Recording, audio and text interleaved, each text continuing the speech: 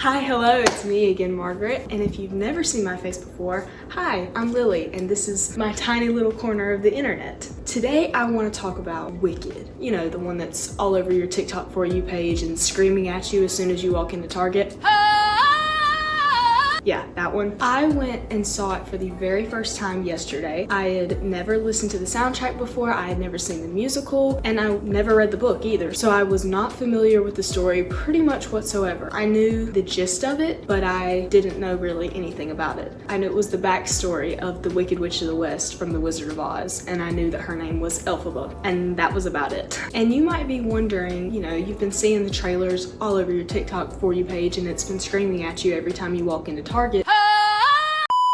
So you may be wondering yourself, should I grab a couple of friends and go see Wicked myself? And I'm here to answer that question for you. Now, I will say, I personally love The Wizard of Oz. I've loved it since I was a kid, and I just love the fantastical feel of it. I love the world, I love the music, I love all of it. And I'm a fan of musicals myself and movie musicals as well. And I also love movies that explain backstories of characters or why things are the way they are in this version of the world we see. I just love a good prequel sequel, you know? And as far as musicals go, I just enjoy the genius of them. You know, just how much thought goes into them and how you can have one song at the very beginning of the musical and then it ties in at the very end or something like that. I just love how much thought goes into it. So I might be a little biased in this category. So let's cut to the chase. Is Wicked worth the watch? The answer is yes, definitely. Can I describe it in one word? Absolutely. Perfect.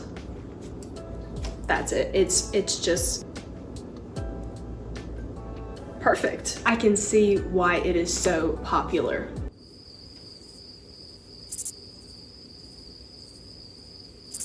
I honestly think it's the best new movie I've seen in a while. I mean, we've had some very good ones, like Inside Out 2 is popping in my head. Wicked was just, it was a different breed of dog. That's, oh. I mean, the music, the vocals, the cinematography, all of it, my body was physically reacting to it. Like it was, I felt everything right here in my chest and in my stomach. I just felt all of it. As for the singing debate, whether or not you're supposed to sing along when you go see Wicked or if you're supposed to stay quiet, my personal opinion on it is you should stay quiet when you're seeing the movie, because if you were to be seeing it on Broadway or anywhere else, you wouldn't be singing along with the actors, you know what I mean? And plus they're coming out with a sing-along version anyway, so sing your heart out at that one. Now, if it were a concert film like Taylor Swift's Eras Tour film, sing your heart out. I sang my heart out.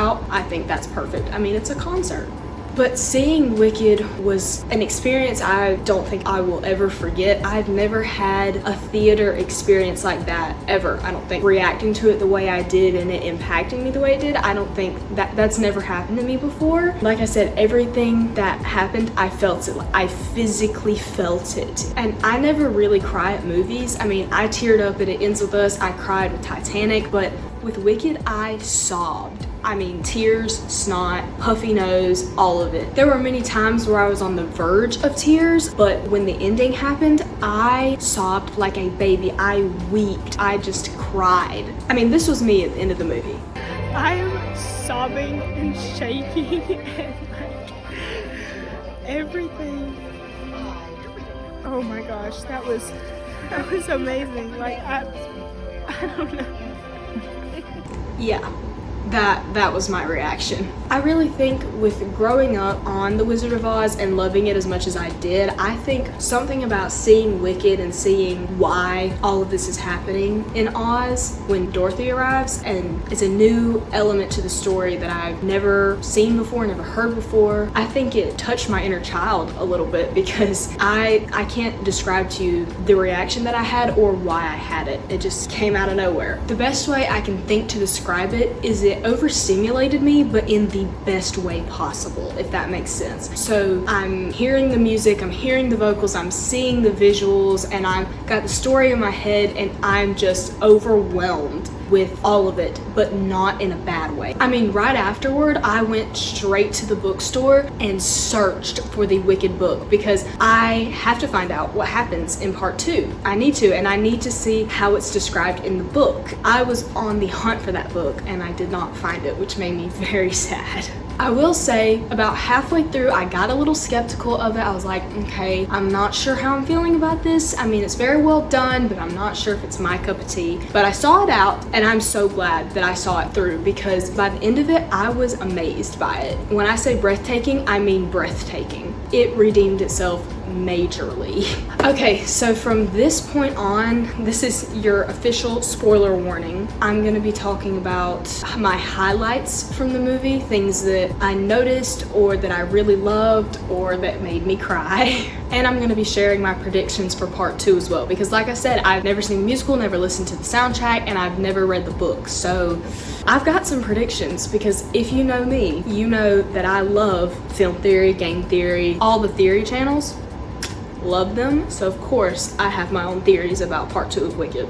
So if you don't want any spoilers, this is where you should click off. But when you click off, you should get in your car and drive to the movie theater and go buy a ticket and see Wicked. And then leave me a comment telling me how much you enjoyed it. I'm gonna start off in the beginning of the movie. The opening scene made me very sad. I don't know why, because going into it blindly, I, had no idea that Elphaba wasn't really wicked, So in my mind, she's the Wicked Witch of the West, and she is wicked, she wants to kill Dorothy to get her slippers back, But it made me very sad when you open in and you see the feather and all this stuff on the floor, and then you see the puddle of water with just her hat, and you have Glinda's voice over it all saying, according to the whatever clock, the melting occurred at the 13th hour with water thrown by a female child. That made me so sad for some reason. I already wanted to cry at that part. When I heard The Wizard and I for the first time, that also made me sad a little bit when I heard her talk about the vision that she has, about the celebration all throughout Oz. That's all to do with me, and she thinks that it's something happy, but she doesn't know that the celebration is to do with her death. That also made me want to cry, but I didn't cry. I kept it in. And also when she's like, I would be so happy I could melt. It made me giggle, but it was a bad giggle. It's like, ooh. For the millionth time, I've never seen the musical before, but I did know that Kristen Chenoweth and Idina Menzel played Glinda and Elphaba in the original Broadway version. I watched Colleen Ballinger's vlog when she saw Wicked, and she talked about if you're a theater kid, then there's this part in the movie that you're gonna freak out about. And I've never considered myself a theater kid because I'm not familiar with a lot of the big musicals. I love Hamilton, I now love Wicked, and I love Hairspray, but I've never seen a lot of the good ones. So I've never considered myself a theater kid, but when Kristen and Idina showed up in Emerald City, I lost my mind. I turned and I grabbed my mom's arm so tight. I got so excited about it. Every time they would reference the 1939 Wizard of Oz movie, I would get so inexplainably excited. That's what I mean when I say I feel like this movie touched my inner child. I can't describe it. I would get so excited. Like when Glinda had the red slippers in her closet during Popular, that made me really excited. And when Fiero and Elphaba are bringing the lion cub and they're sneaking it away, they're rescuing it, Elphaba has the idea to put it in the basket on the bike and she rides the bike. That reference made me so excited, and I can't explain why, it just did. And when the wizard gets behind the curtain, referencing, pay no attention to the man behind the curtain, that made me giggle a little bit. I was like, I know what you did there. Which leads me to my next point. Casting was perfect for this movie.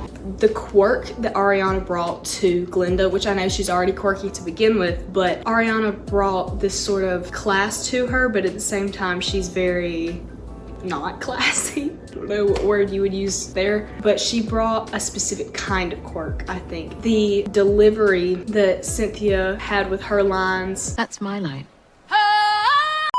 With Elphaba, the humor that she brought to it. When Elphaba would say something that she thinks is funny, but nobody else does, she delivers it very dryly. If that makes sense, like that dry sense of humor. Jonathan Bailey, the charm he brought to Prince Fiero was amazing. And Jeff Goldblum as the Wizard of Oz. Genius. That was perfect. What really had me sobbing though with the entire movie, well really it was everything during Defying Gravity. That entire part, I mean, waterworks, waterworks, waterworks. I mean, when you've got the music going and you've got her vocals and you're sitting here watching her being chased by the guards and the wizard himself, and you've got Madame Morrible telling all of Oz that Elphaba's wicked, but she's not really wicked. She wants what's right. They're the wicked ones, they're the evil ones, and she's got to run away and she's got to leave Glinda behind, and the tears in Glinda's eyes, that I was really about to start crying with the tears in Glinda's eyes when they're saying goodbye, and you see the looks on Bach's face and Nessa's face, Fiero's face, when everybody back at Shiz is realizing what's going on, or not exactly what's going on, but they realize that something is happening and it is not good, and they're hearing what Marvel's telling them. They're hearing Marvel being horrible. What gave me chills though, and I mean, the waterworks really came down when Elphaba starts singing, "So if you care to find me, look toward the western sky." That is what really happened. I mean, I was tearing up by then, but I started crying when that happened. But what really had me continuing to sob is when she rises up above everything and she's got the cape and it's huge and she's got the broom and the background, the sunset, and she's looking over everything, and then she starts, "And nobody in all of Oz," you know, that whole part had me sobbing. And it was also the way she sang certain lines. It tied Cynthia into Elphaba a little bit, if that makes sense. And it just, she gave her own spin to the character. And that's what I mean when I say casting is perfect, is everybody got to drop a little bit of themselves in their character, which is what acting is. But it was just this particular set of actors, this particular cast with these particular characters was just a perfect match. Okay, my predictions. I'm excited to share my predictions with you because I think they're right. So again, I've never seen the musical, I've never listened to the soundtrack, and I've never read the book, even though I really want to. I'm gonna get the book. I know, period, point blank, I'm going to buy the book. But I want to wait until the second part comes out so I can have this experience in the theater again, if that makes sense. I don't know. I'll make a decision. Anyway, I think Bach will turn into the Cowardly Lion because, yes, I mean, Bach's personality, he's just got that Neville Longbottom kind of personality, you know? He's just very skittish and cowardly, and he just kind of looks like a lion. You know, something about the freckles and the red hair. Something about the freckles and the red hair just kind of screams lion to me. I don't know. He just seems the perfect fit for being the Cowardly Lion. I think Prince Fiero will turn into the Scarecrow because he's referred to himself as brainless so many times, or thoughtless, you know, when he's singing Dancing Through Life, and he's like, "Life's more painless for the brainless, and life's more fraughtless when you're thoughtless." The Scarecrow doesn't have a brain, guys. Little similar here, don't you think? And you know, also with Dancing Through Life, he talks about how he was kicked out of school after school because he just never did well. He never excelled in school. He didn't have any brains. Okay, so I had Bach as the Cowardly Lion and I had Fiero as the Scarecrow, which made a lot of sense to me. Both of those made a lot of sense. But I was struggling trying to find somebody who would be the Tin Man. We know it wouldn't be Nessa because number one, she's a female, and number two, she still has to get crushed by the house in Munchkin Land. So this left me, I could not for the life of me come up with somebody who was the Tin Man, because I had Fiero, he was taken up, Bach was taken up, Nessa was taken up, of course Elphaba and Glinda are both taken up, the wizard's taken up. Who is gonna be the Tin Man? And then it hit me at the end of Wicked, the movie. I don't know if this happens in the musical or not, but Governor Throp has a heart attack. Heart, you say? You know, like the Tin Man who doesn't have a heart?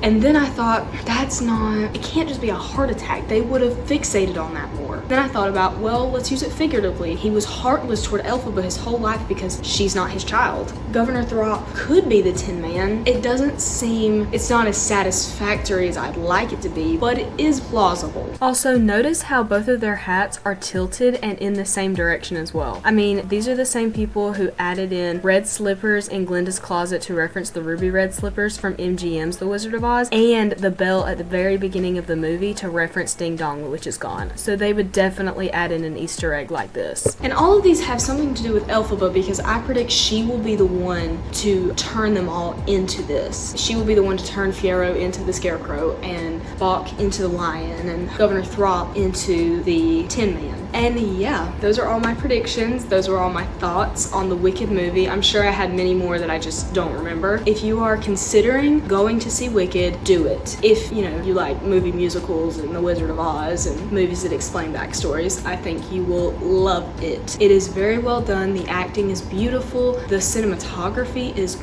gorgeous, and the music is so well done. It will give you chills. It really will. And you may even cry. Even if you're not a movie crier, it'll probably make you cry. Thanks for watching and for listening to my thoughts on Wicked. I really appreciate this time you spent with me. And if you've made it this far, comment down below whether or not you've seen Wicked before, whether you've listened to the soundtrack or seen the musical or seen the movie. And if you have, tell me if you liked it or not. Did you love it? Did you hate it? Or were you kind of in the middle? And if you want to see what this looks like on anesthesia, definitely go check out this video. I got my wisdom teeth out last week and it was an adventure, to say the least. Thank you so much for watching, and remember, Jesus loves you.